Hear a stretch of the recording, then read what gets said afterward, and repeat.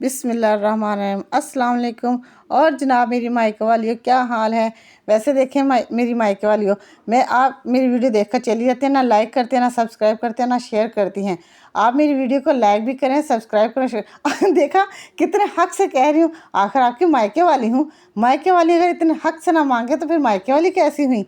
वैसे चलें, अब आप लाइक और सब्सक्राइब तो कर ही देंगी। मेरा आज का मौजू है कमाई वाला।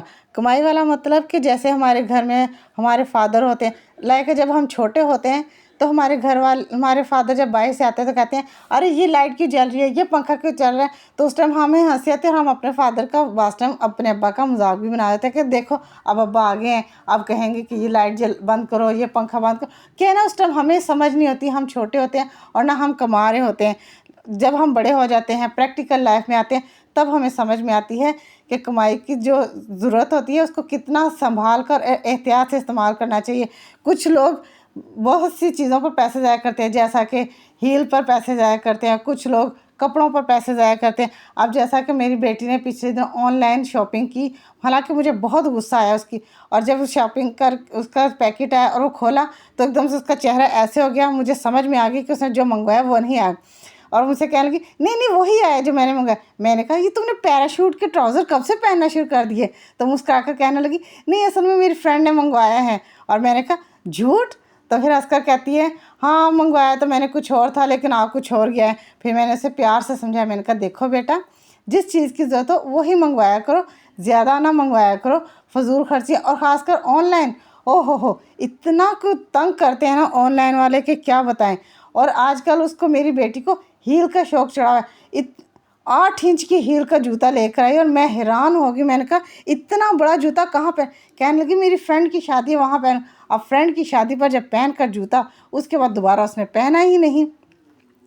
तो यही चीज़ होती है, जब हम कमाई करते हैं तब हमें एहसास होता है कि हमें पैसे बचा कर इस्तेमाल करने चाहिए। अब जब बच्चे खर्च कर रहे हैं और वो जब कमाएंगे तब उनको एहसास होगा। आजकल तो बच्चे भी वही कर रहे हैं जो हम करते थे छोटे होते, कि हमने ये करना है, हमने वो करना है।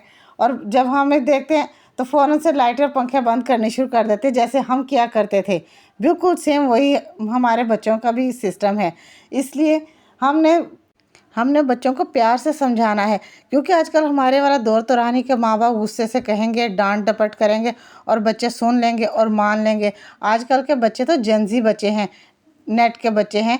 वो कहाँ गुस्से की बात सुनते हैं और कहाँ गुस्से की बात मानते हैं।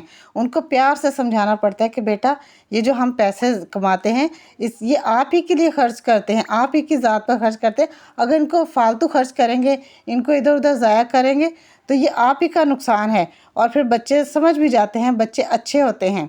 और हमें बच्चों को बहुत ही प्यार से डील करना पड़ता है, क्योंकि बच्चे यूनिवर्सिटी जाते हैं, कॉलेज जाते हैं, स्कूल जाते हैं। आजकल के बच्चे और ऊपर से नेट पर बहुत कुछ देखते हैं। पहले तो हम बाज़ार जाते थे तो जो चीज़ पसंद आती थी वो ख़रीदते थे और लेकर आते।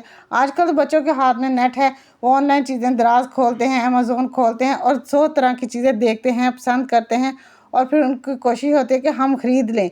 लेकिन बच्चों को यही बात हमें समझानी पड़ती है, और ख़ुद भी अक्सर माएँ भी ये बात समझ रही होती कि हमें ये बात समझानी, माँओं को भी बहुत ज़रूरी है कि कम से कम फजूल खर्ची की जाए, क्योंकि जो कमाने वाला होता है उसको फिर बाद में एहसास होता है कि भी मेरे पैसे तो फजूल ज़ाया हो गए हैं।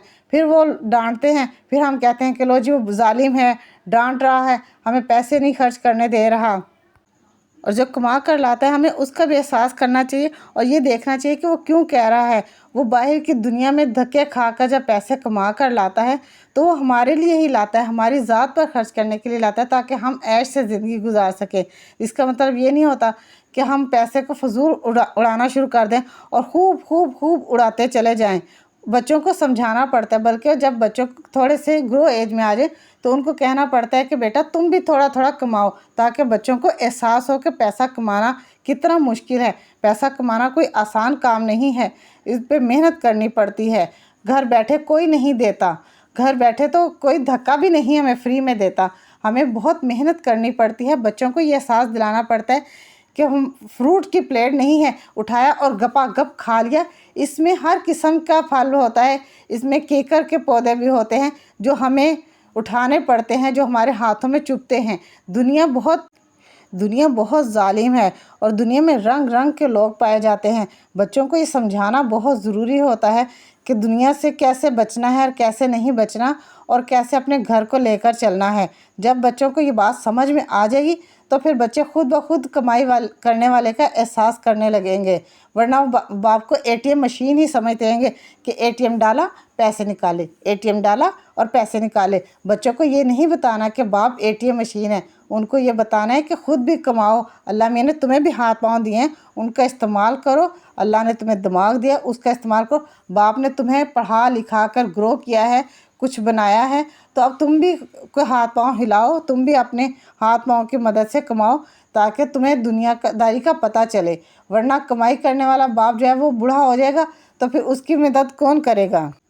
کمائی کرنے والے باپ کی مدد تو اولاد ہی کرے گی نا، اور اولاد ہی باپ کا خیال کرے گی۔ اولاد نے ہی باپ کا خیال نہیں کرنا تو اور کس نے کرنا ہے؟ بس بچوں کو یہی سمجھانا ہے کہ فضول خرچی بہت بری عادت ہے، اور فضول خرچی سے جتنا بچ کے رہو گے اتنا تمہارے لیے اچھا ہے۔ فضول خرچی سے اپنا ہاتھ جتنا چھڑا لو گے، اور اللہ تعالیٰ نے ویسے بھی فضول خرچ کو شیطان کا بھائی قرار دیا ہے۔ اب ہمیں شیطان کا بھائی تو نہیں اپنی اولاد کو بنانا نا، ہمیں تو اپنی اولاد کو اچھا، نیک اور سمجھدار بنانا ہے۔ اچھا خیر، میں اپنی بات یہیں پر وائنڈ اپ کرتی ہوں، یہیں ختم کرتی ہوں۔ اور میں آپ کو بتاؤں، میں آلو والا پراٹھا بنا رہی ہوں جو کہ ہر گھر میں بنتا ہے اور بہت مزے کا لگتا ہے سب کو۔ اس میں نے آلو ابال کر جب ڈالے تو اس میں نے نمک، مرچ، گرم مسالہ، تھوڑا سا سوکھا دھنیا، تھوڑا سا ہرا دھنیا، تھوڑی سی ہری مرچیں ڈالیں اور اس کو اچھے سے مکس کر کے تو پھر میں نے اس کو ملا کر آلو والا پراٹھا بنایا جو میں آپ کے سامنے پیش کر رہی ہوں۔ دیکھیں کتنا مزے کا آلو والا پراٹھا بنا۔ اس کو جب دھنیا پودینے کی چٹنی کے ساتھ کھائیں گے تو اتنا مزے کا لگے گا کہ کیا بات ہے، واہ واہ! آپ بھی کہیں گے کہ ہماری مائکے والی نے کیا پراٹھا بنایا ہے۔ ذرا آپ بھی بنائیں اور کھائیں اور چکھ کر بتائیں کہ یہ ایسے بنا ہوا پراٹھا کتنا مزے کا لگتا ہے نا مزے کا۔ میں تو کبھی اپنے بچوں کو آلو والا پراٹھا، کبھی مولی کا پراٹھا دیتی ہوں، کبھی گوبھی کا پراٹھا دیتی ہوں۔ میرے بچے زیادہ سبزیاں شوق سے کھانا پسند کرتے ہیں، گوشت ان کو بالکل پسند نہیں ہے۔ وہ کہتے ہیں آئی ڈونٹ لائک۔ دیکھیں پراٹھا میں نے توے سے اتار لیا، اور یہ دیکھیں پراٹھا آپ کے سامنے میں حاضر کریں، اور یہ دیکھیں کیا لک ہے پراٹھے کی۔ ارے واہ! دیکھتے ہی منہ میں پانی بھر آیا۔